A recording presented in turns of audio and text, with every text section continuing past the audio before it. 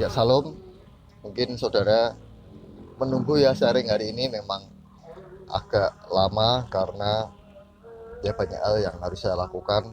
Kemudian tadi saya ingin tuliskan, tapi saya tahu ini butuh penjelasan, jadi saya akan coba jelaskan secara singkat saja, yaitu di kitab Ester pasal yang pertama dan yang kedua. Kita baca dulu pada kitab Ester pasal yang pertama, ayat yang pertama. Pada zaman Ahasiweros, dialah Ahasiweros yang merajai 127 daerah, mulai dari India sampai ke Ethiopia. Pada zaman itu, ketika Raja Ahasiweros bersemayam di atas tahta kerajaannya di dalam benteng Susan, dikatakan Ahasiweros ini merajai 27 daerah, mulai dari Ethiopia sampai India. Ini suatu daerah yang sangat luas. Saya yakin Ahasiweros masing-masing di bagian, kalau sekarang misalnya dari Ethiopia sampai India itu negaranya mana saja ya, pasti banyak. Oleh karena itu Ahasiweros pasti punya raja-raja di daerah-daerahnya, dan Ahasiweros ini yang menguasai semuanya. Jadi boleh dikatakan dia adalah raja di atas segala raja di dunia waktu itu, ya. Kemudian saya ingin katakan Ahasiweros ini punya ratu, yaitu Ratu Wasti. Nah, di sini saya ingin sampaikan bahwa Tuhan ingin mengatakan bahwa kitab Ester ini sekalipun tidak ada kata Tuhan, sekalipun tidak ada kata Allah, tetapi Tuhan ingin berkata, ini gambaranku sebagai raja di atas segala raja, dan engkau sebagai mempelaiku. Nah, ingat ya, jadi kitab Ester ini sangat dalam. Ini bicara tentang hubungan kita dengan Tuhan, kita sebagai mempelai Tuhan. Apakah kita siap? Dikatakan juga di Matius 25 ayat yang pertama, coba kita baca ya. Matius 25 ayat yang pertama.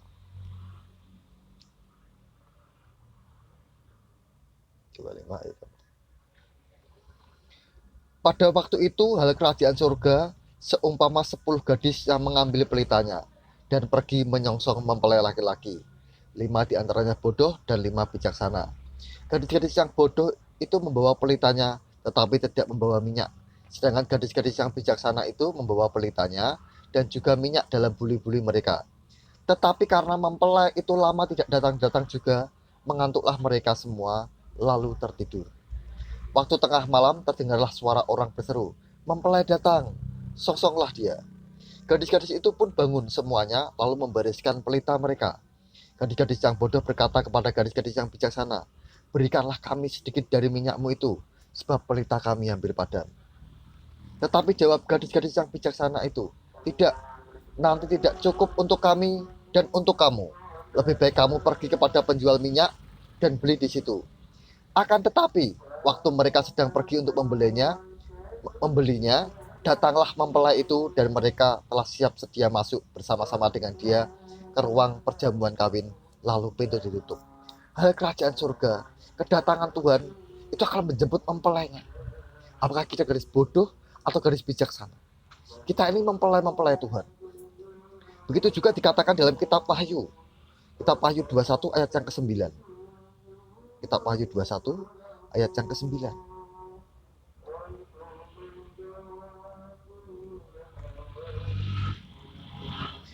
Maka datanglah seorang dari ketujuh malaikat yang memegang ketujuh cawan, yang penuh dengan ketujuh malapetaka terakhir itu.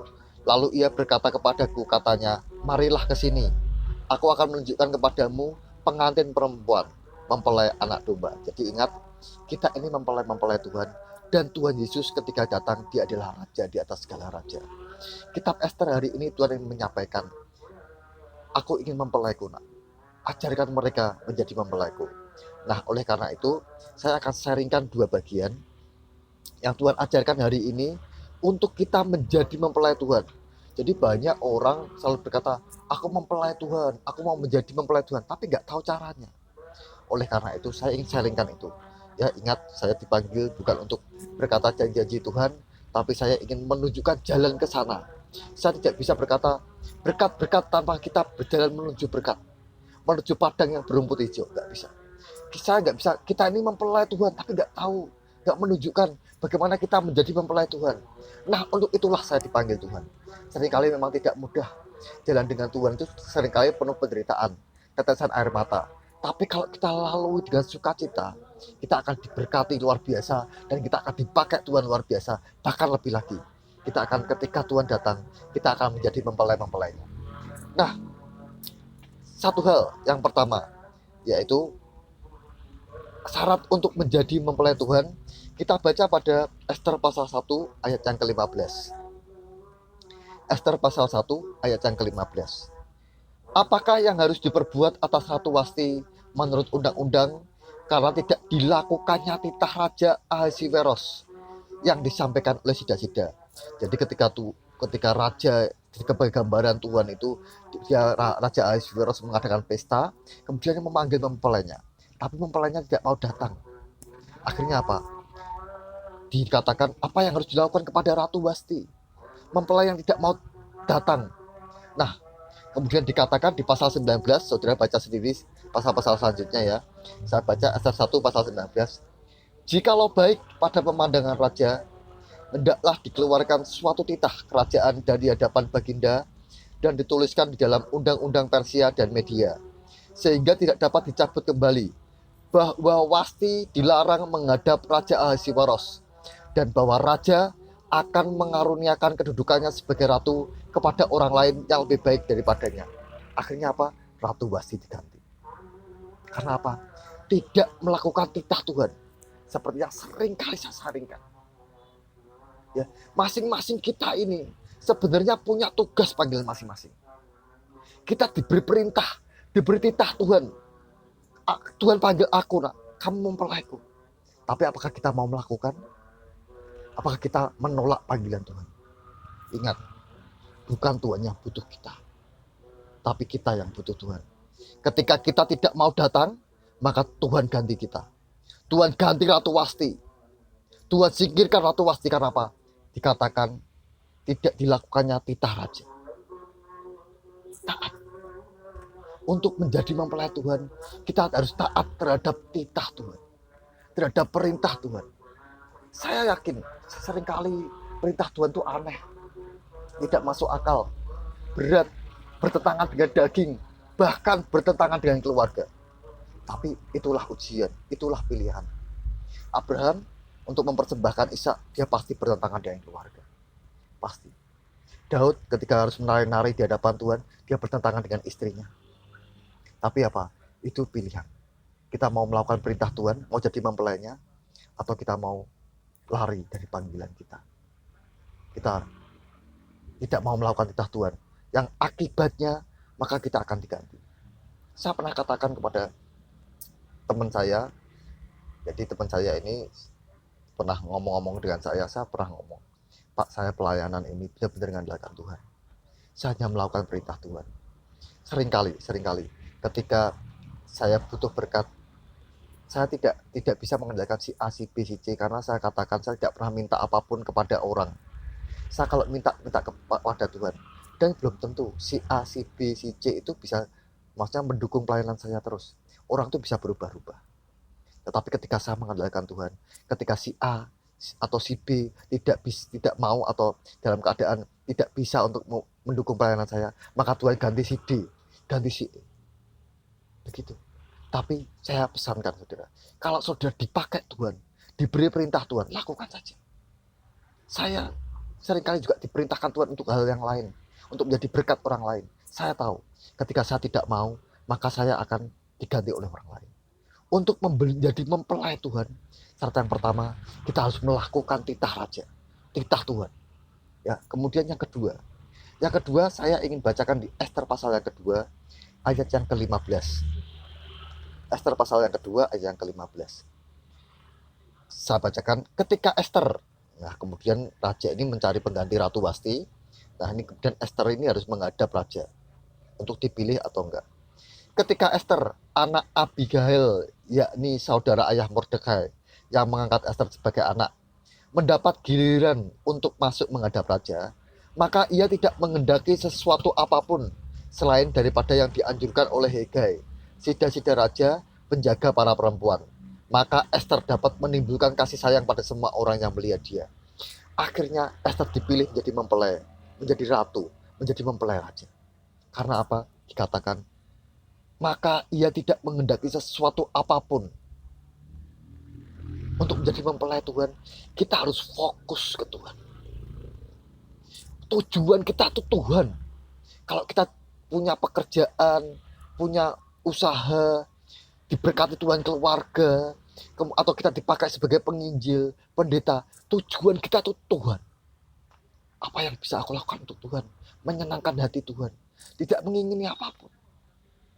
Mempelai itu yang diingini hanya rajanya, hanya mempelainya.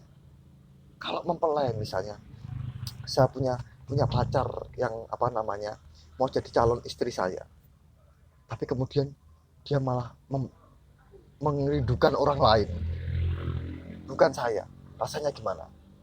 Saudara punya istri, suami yang tidak merindukan saudara, coba rasanya gimana? Begitu juga Tuhan. Kalau kamu tidak menginginkan aku, buat apa? Benar gak? Kamu akan ditinggal, pintu akan ditutup, kamu tidak bisa masuk dalam mempelai raja.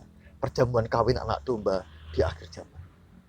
Ingat saudara, jangan mengingini apapun selain Tuhan. Untuk menjadi mempelai raja, saya tidak tahu, saya belum baca ayat selanjutnya, pasal selanjutnya, tapi saya berdoa Tuhan akan berikan hal lain untuk kita menjadi mempelai raja, mempelai Tuhan. Tapi ingat yang pertama, harus melakukan perintah Tuhan, titah raja. Kemudian yang kedua,